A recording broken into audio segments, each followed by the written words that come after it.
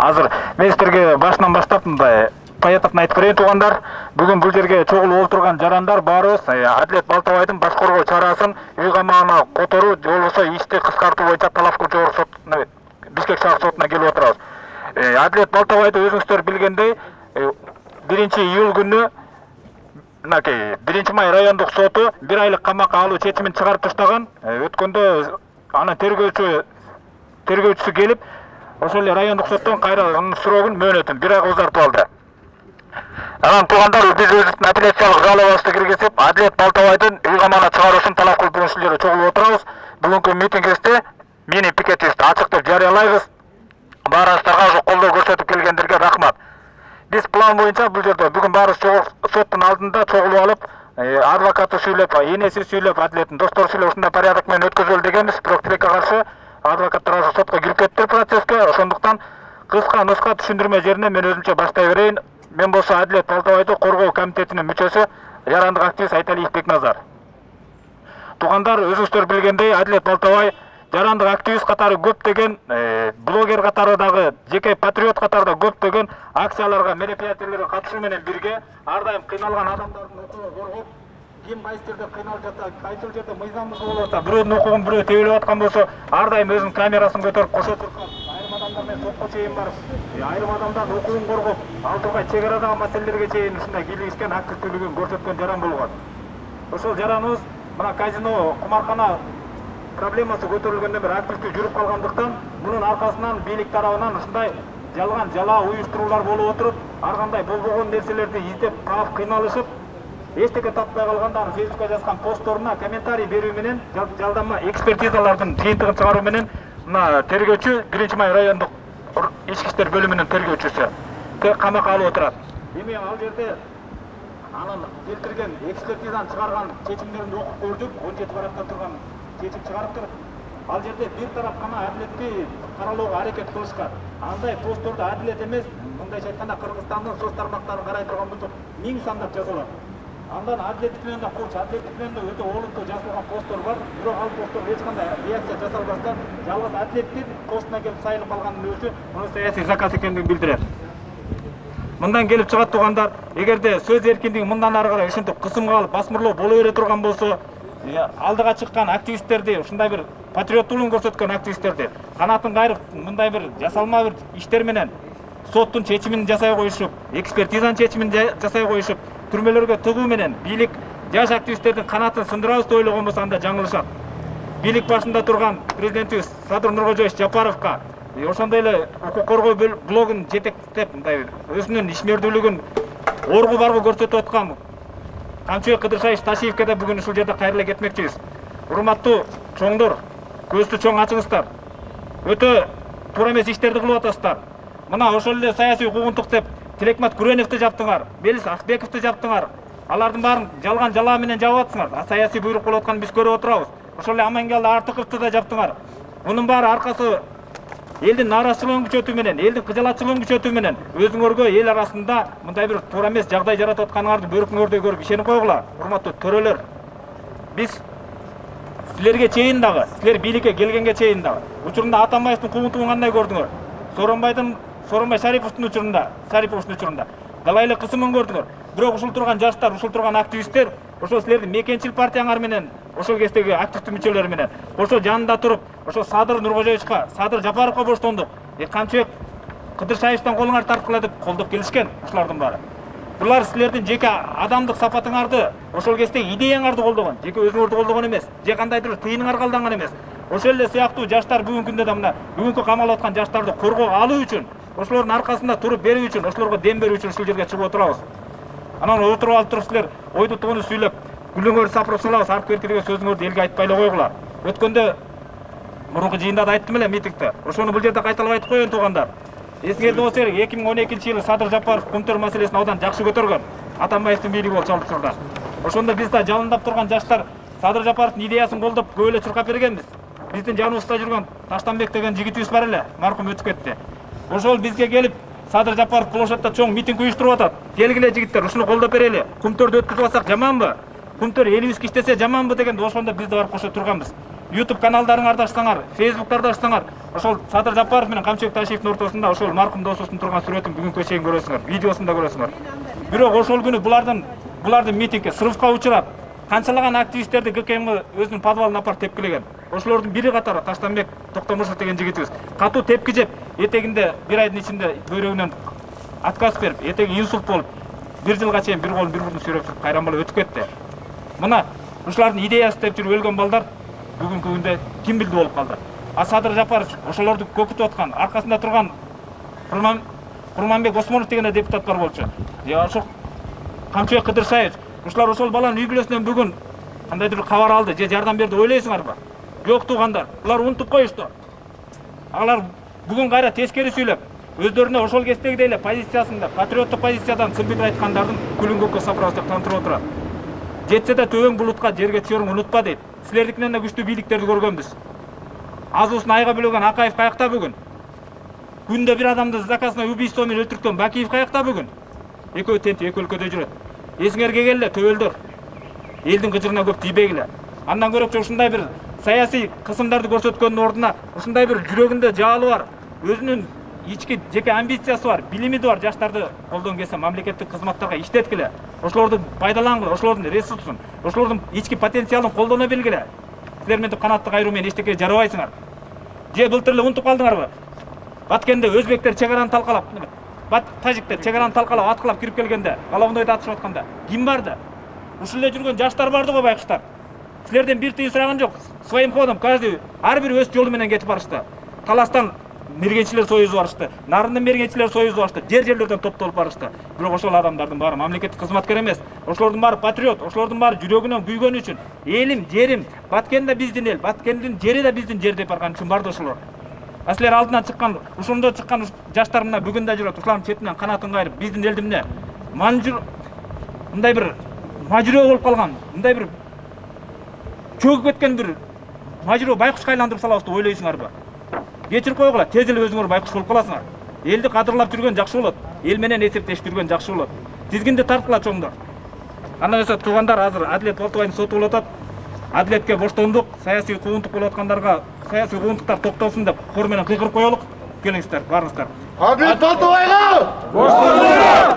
Адилетке боштондук! Сөз эркиндигине боштондук! Söz erkinliğine boşlandık! Adiletke boşlandık! Adiletke boşlandık! Adiletke boşlandık! Adiletke boşlandık! Siyasi hukukuntuk Toktasın! Toktasın! Siyasi hukukuntuk Toktasın! Siyasi hukukuntuk Toktasın! Siyasi hukukuntuk Toktasın! Siyasi hukukuntuk Toktasın! Siyasi hukukuntuk Toktasın! Adilet Baltabayga boşlandık! Adilet Baltabayga boşlandık! Adilet Baltabayga boşlandık! Андан кийин да маалымат бере кетели. Өткөндө баш коргоо чарасынын үй камагына өткүзүп алат деген үмүт болгон.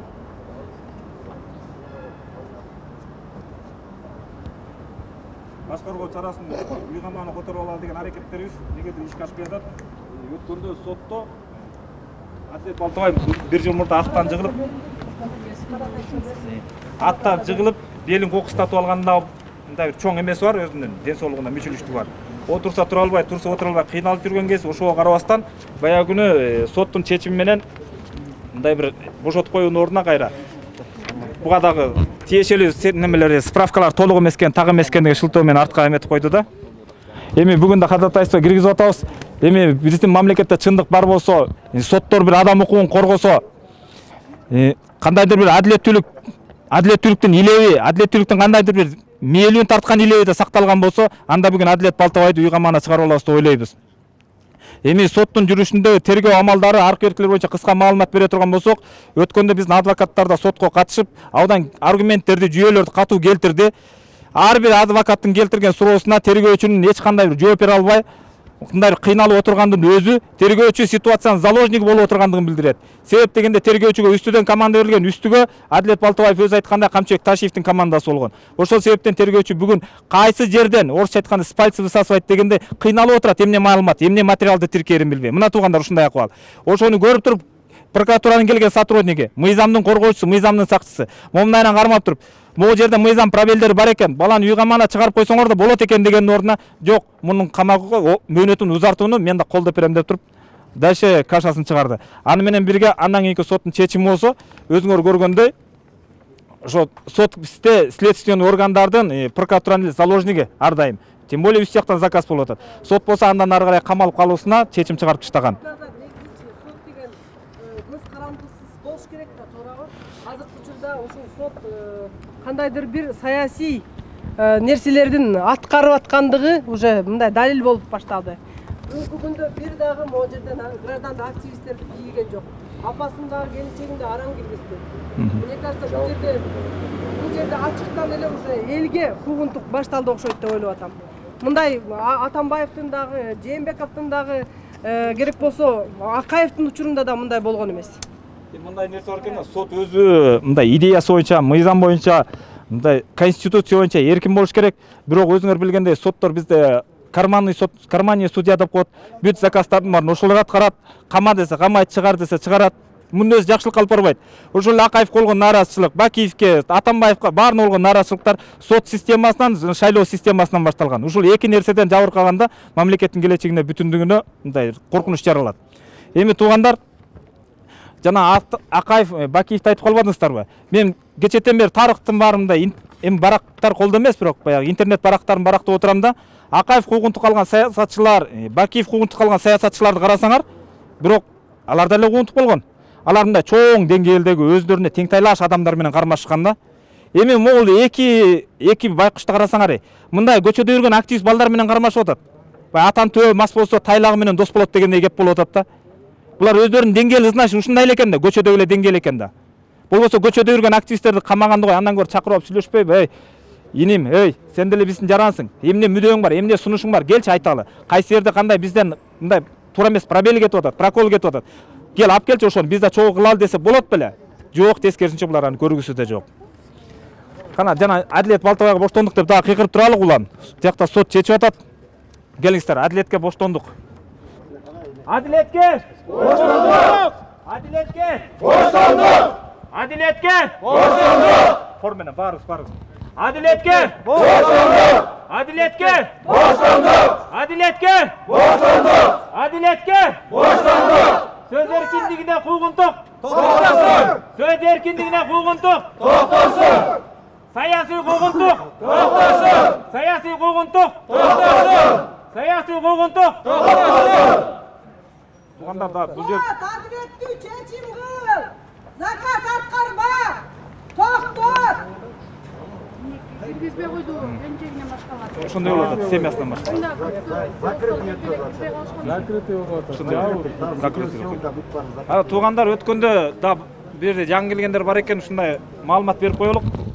Саясий куугунтук көрүп аткандар бүгүндө четинен көп саналып баратат, өзгөчө жаштар көбөйө баштады. Ошондуктан улам бири-бирибизди колдоо, мындай солидарность сактоо иретинде саясий куугунтуктарды, саясий туткундарды коргоо комитети деп түзгөнбүз. Ошол эле комитетке өзүңөр билгендей Тилекмат Күренов, Амангелди Артыков, Мелис Аспеков, Болот Темиров, Болот Назаров, Батмакан дагы ушундай соттун ровдунун жана башкалардын куугунтугун көрүп аткан, кысым көрүп аткан, камалып аткан же камакта түшүп калуу коркунучу турган активисттер баары ушул жерге келсин.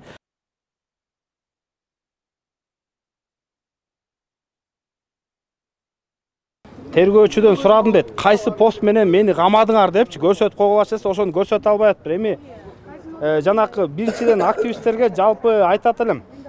Бир топ группа түзүп, жана эксперттер, жана лингвистикалык экспертиза чыгып атпайбы жалпычы?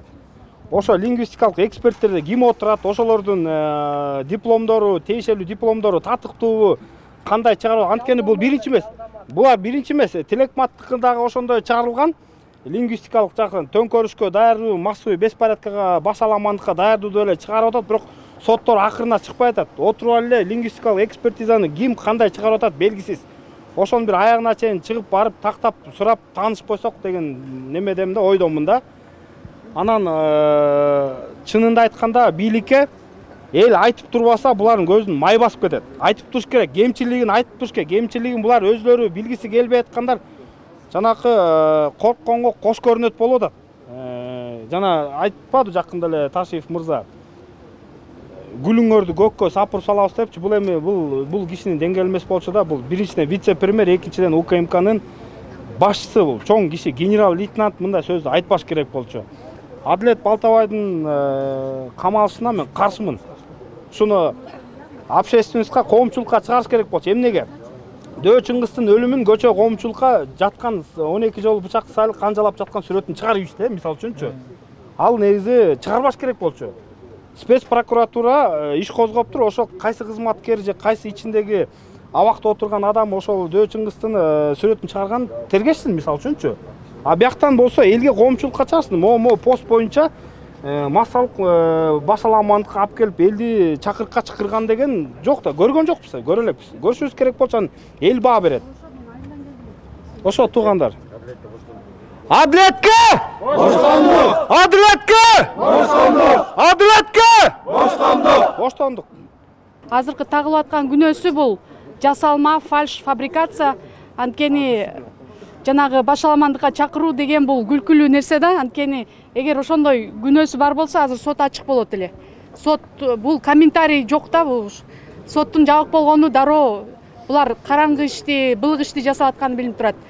Азыр любойубуз эле жакпай калган суроону айтсак эле башаламандыкка чакырды деген мындай бир Пещерский мындай бир үңкүрдө жашаган заман болуп атат да.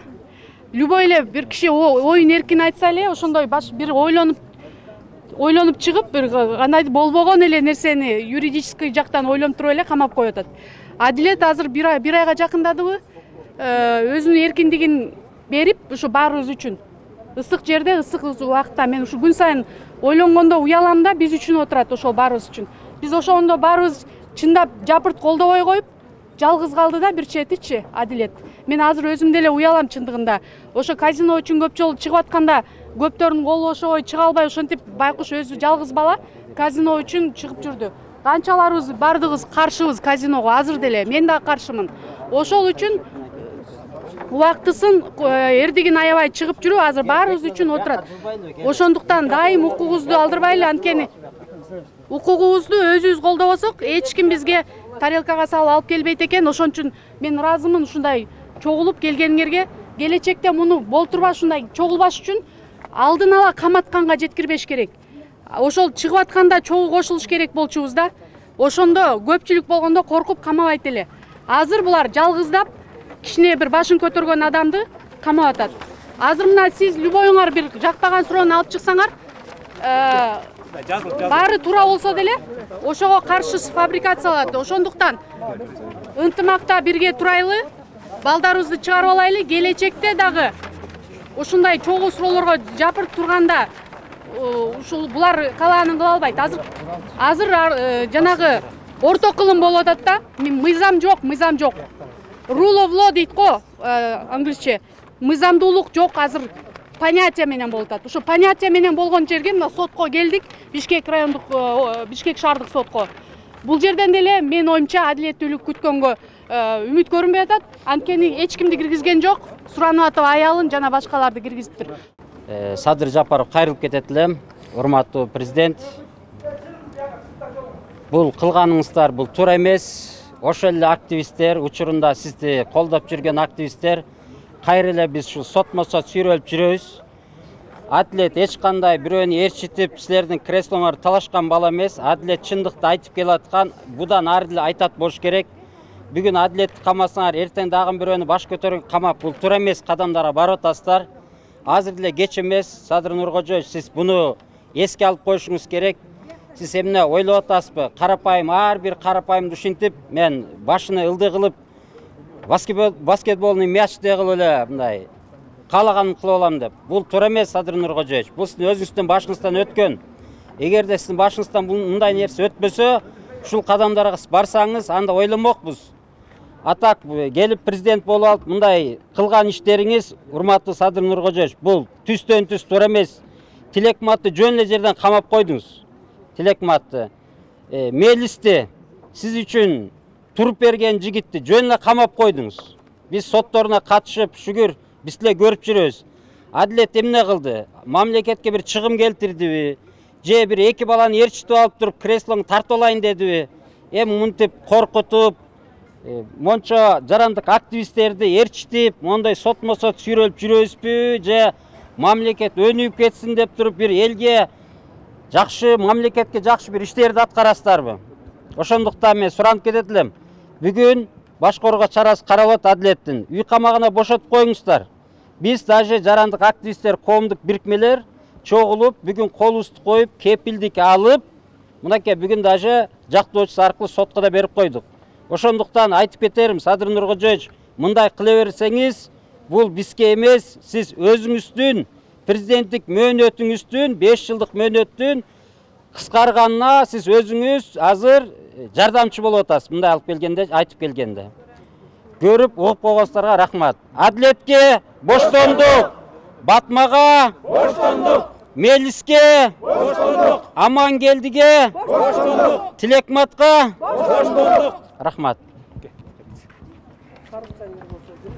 Ассаламу алейкум, кыргыз элим. Ассаламу алейкум, активисттер. Колдоп кеткениңизге сиздерге чоң ыраазычылык.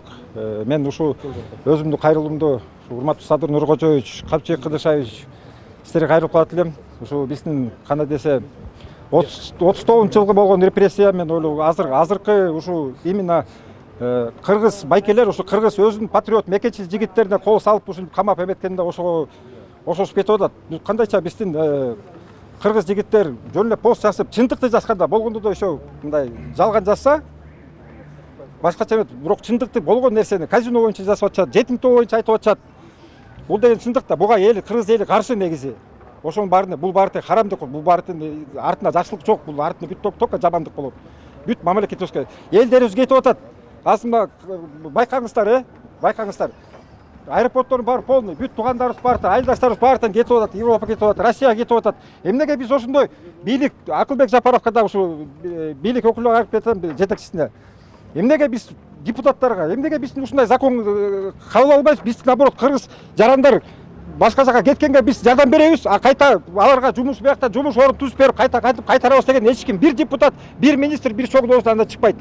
Бизди баарыбызды киргизбей койгону бул бийликтин айта турган сөзү жок. Алардын келтире турган кандай бир далили жок. Ошон үчүн жабык сотто өткөзүп, саясий баягы буйрутманы аткара турган эле биз көрүп атабыз. Саясий буйрутма аткарып атканга чейин сот эч качан адилет боло албайт. Ал только бийликтин, биз кээ бирде айтып коебуз го, бир киши жоопкерчиликти алсын деп, биз ушул күнгө чейин ошону аябай бир тутуп келгенбиз. Бир кишинин бүгүнкү күндө Садыр Нуркожоевичтин айтканын бийлик толугу менен аткарып атат. Анын ичинде сот дагы, анын ичинде парламент дагы. Ошон үчүн сот көз карандысыз болуп, сот эркин болуп, бүгүнкү Кыргыз Республикасынын мыйзамдарынын негизинде эле иштей турган болсо, бул биринчиси ачык айкын, экинчиси ар бир алып келген момундай маселеге ошонун канчалык оорчулугу бар. Мисалы үчүн кимди камайт? Ал ушу эркиндикте жүрүп кандай бир Кыргызстандын коопсуздугуна, элдин бирөөнүн жашоосуна бир коркунуч келтирген кишилерди камайт. А барып деген тиги жетимтоону казбагыла, казинону ачпагыла деген талаптардан бул ар бир кыргызстандыктын өз оюн эркин айта турган эле конституция менен берилген укугу.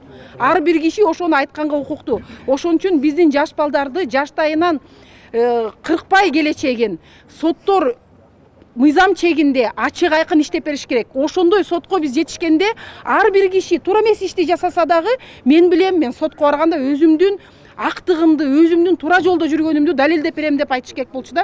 Бүгүн тилекке каршы жабык соттук процесстерди көрүп атабыз.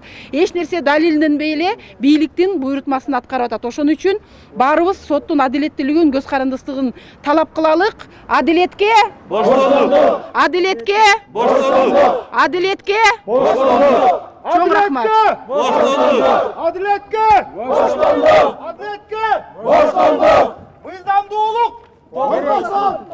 Мыйзамдуулук орносун. Мыйзамдуулук орносун. Адилетке боштондук. Адилетке боштондук. Адилетке боштондук. Тилекматка боштондук. Тилекматка боштондук.